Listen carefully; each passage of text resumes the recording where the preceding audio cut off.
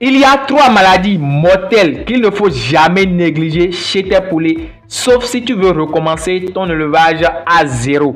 Alors sans plus tarder, la maladie numéro 1 ici, c'est le Newcastle. Et comme symptôme du Newcastle, vous pouvez avoir la fièvre, la paralysie par exemple, et aussi des mortalités en masse. C'est-à-dire que aujourd'hui, vous pouvez vous lever, vous voyez 10 sujets qui meurent. Lendemain, 20 sujets qui meurent. Sur le lendemain, 30 sujets qui meurent, ainsi de suite, ainsi de suite. Vous-même, vous ne comprenez pas ce qui se passe. C'est des morts massives qui surviennent à chaque fois. Au niveau de vos sujets, vous ne comprenez même pas. Il faut savoir que ça peut être la maladie de Newcastle.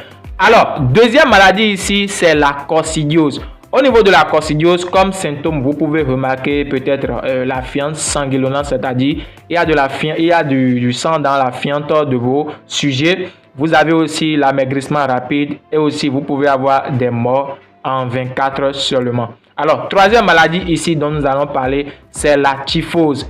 Et au niveau de la typhose, comme symptôme, vous pouvez avoir les fièvres, diarrhée, verdâtre, les transmissions rapides par eau. Parce qu'il faut savoir que la transmission, là, ça se fait aussi par eau. C'est-à-dire, un sujet vient s'abreuver dans l'abreuvoir et puis un autre sujet vient encore s'abreuver. Si l'autre sujet qui s'était abreuvé précédemment était atteint de la maladie, vous allez voir que le sujet qui va venir ensuite s'abreuver dans le même eau va aussi être contaminé par la maladie. Il y a encore plein d'autres symptômes. Alors, chaque maladie a son traitement spécifique, bien sûr. Mais le vrai secret, c'est de savoir détecter les signes dès le début et d'utiliser des solutions naturelles ou vétérinaires en fonction de ton style d'élevage. Un bon éleveur, c'est celui qui sait observer ses sujets, c'est celui qui sait déduire, par exemple, est-ce que ce sujet-là, est-ce que le sujet est en bonne santé ou pas? Est-ce que ce sujet qui est tranquille dans son coin, est-ce que ce sujet est en bonne santé?